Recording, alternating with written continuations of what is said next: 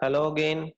Our next topic of electrical machine is efficiency of transformer. So last time हमने topic पढ़ा था voltage regulation of transformer. उससे पहले हमने पढ़ा था EMF equation of transformer, right. So अभी हम पढ़ेंगे efficiency of transformer. Efficiency of transformer हमें पता है कि एफिशिएंसी जो होती है that is denoted by this word, this symbol. ठीक है जी. और ये होती है आउटपुट ओवर इनपुट.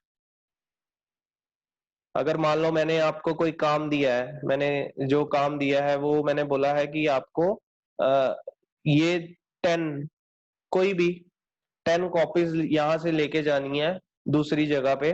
तो एक बच्चा जो है, एक स्टूडेंट जो है, उसने क्या किया, 10 में से 7 कॉपी एक जगह से दूसरी जगह ट्रांसफर की. ठीक है. फॉर एग्जाम्पल मैं कहता हूँ कि ये 10 असाइनमेंट्स है, आपने मेरे को हफ्ते में करके देनी है. तो एक बच्चे ने 7 ही उसमें से खत्म की, बाकी 3 छोड़ दी. एक बच्चे ने 1 खत्म की. एक ने पूरी की पूरी 10 खत्म करके असाइनमेंट्स हफ्ते में मेरे को सबमिट कर दी. तो अब अगर मैं मेजर करूं एफिशिएंसी, तो वो क्या करूंगा कि इस बच्चे की जिसने 7 ही असाइनमेंट्स मेरे को सबमिट करवाई, उसकी मैं एफिशिएंसी क्या निकालूंगा कि 70% एफिशिएंट है वो बच्चा.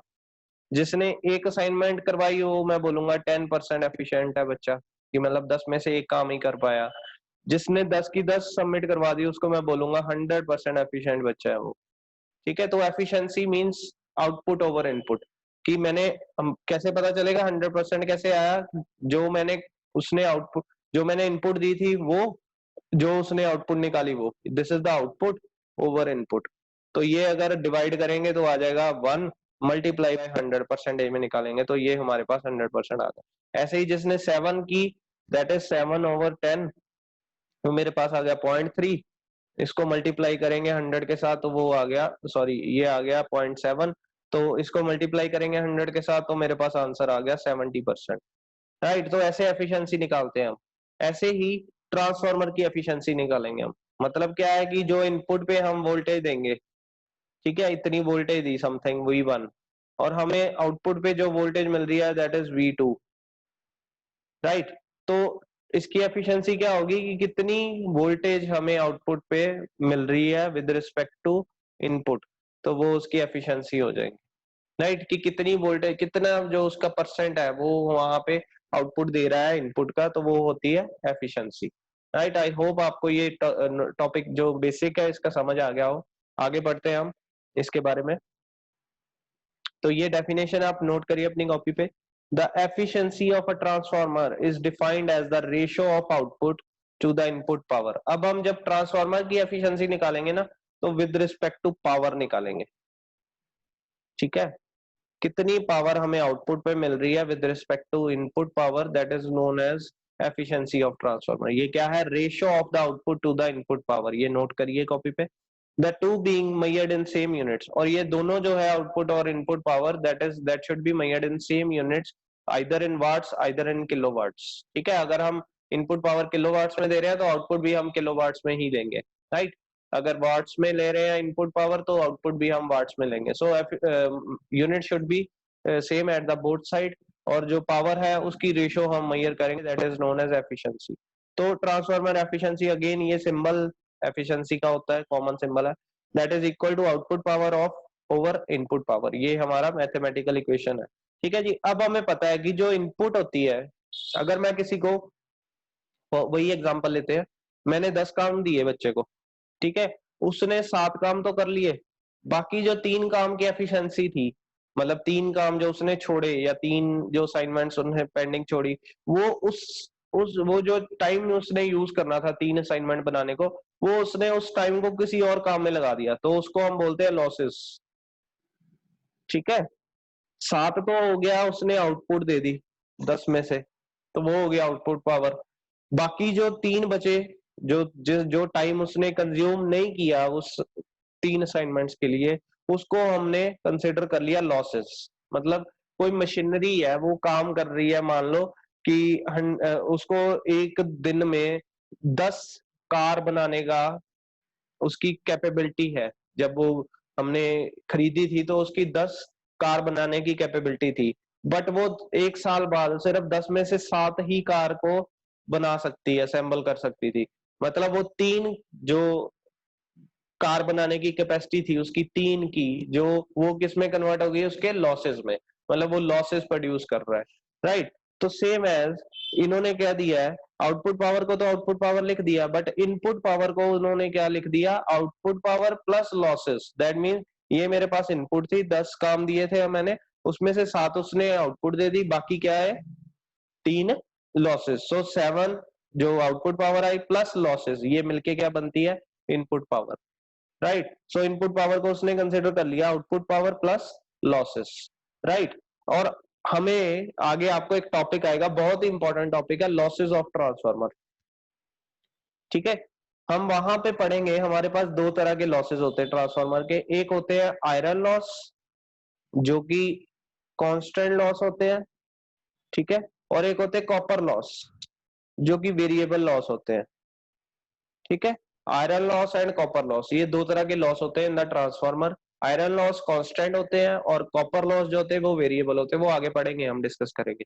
तो इन्होंने लॉसेस को यहाँ पे 2 हिस्सों में डिवाइड कर दिया है, ये देखो, iron loss plus copper losses. तो उन्होंने मतलब वही चीज लिख दी कि लॉसेस 2 तरह के होंगे इसमें ट्रांसफार्मर के। तो हमारे पास एफिशिएंसी क्या निकल के आई, output power divide by output power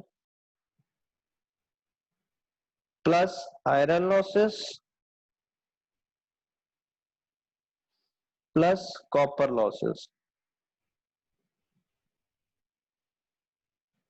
right. तो ये हमारे पास एफिशिएंसी निकल के आ गई। अब हम इसको मैथमेटिकली कैसे लिखेंगे,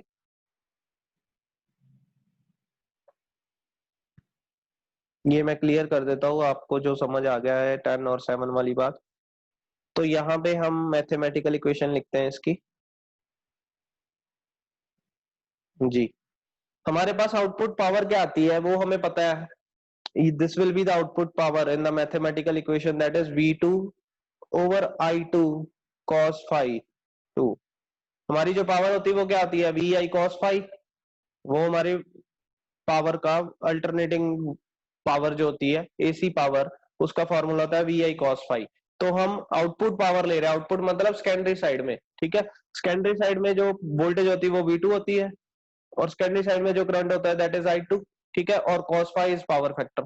तो हमारे पास ये आउटपुट पावर आ गई ओवरऑल, ठीक है जी। Divide by again output power लिखनी है, तो मैं अगेन इसी को सेम इक्वेशन को दोबारा लिख रहा हूँ, V2 I2 cos phi 2, right. और आयरन लॉसेस को हम लिखते हैं in the terminology of electrical machines, that is PI, P for power loss, I stands for iron power loss, ठीक है जी।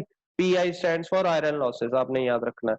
और कॉपर लॉसेस को हम यहाँ पे मेंशन करते हैं PC से, C stand for copper loss, ठीक है जी। पावर में जो कॉपर लॉस हो रहे हैं तो उसको हम बोलते हैं PC, right.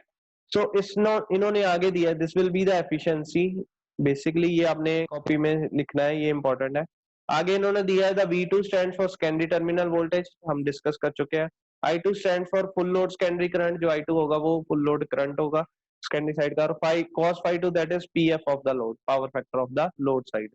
PI is equal to iron loss, जो आयरन लॉस होता है उसको PI के साथ डिनोट करते हैं। और आयरन लॉस 2 तरह का होता है, hysteresis loss and eddy current loss, ये हम आगे भी पढ़ेंगे, ठीक है। और this is also called constant loss. ऐसे ही जो कॉपर लॉस होता है उसको हम बोलते हैं फुल लोड कॉपर लॉस, और वो जो इक्वेशन होती है उसकी होती है I स्केयर R, मतलब वो स्केयर के साथ बढ़ता है, ठीक है जी। जैसे जैसे करंट बढ़ेगा, करंट के स्केयर के अकॉर्डिंगली वो जो लॉसेज है वो बढ़ते जाएंगे, वो होता क्या है वो आगे हम पढ़ेंगे, ठीक है। तो if x is the fraction of full load, वो कहता है अगर हमें फुल लोड का कुछ, जो हमने लोड फुल लगाना था उसका कुछ फ्रैक्शन ही हमने लोड दिया है, उस टाइम पे एफिशिएंसी भी चेंज हो जाएगी। The efficiency of transformer at this fraction is given by the relation, उसको x के साथ मल्टीप्लाई कर दो, x के साथ ही डिवाइड कर दो, राइट। x ओवर x कर दो तो वो हमारी फ्रैक्शनल एफिशिएंसी आ जाएगी। ये हमारी बन गई x into output at full load over x at output multiply by output at full load multiply by PI, sorry plus PI plus PC।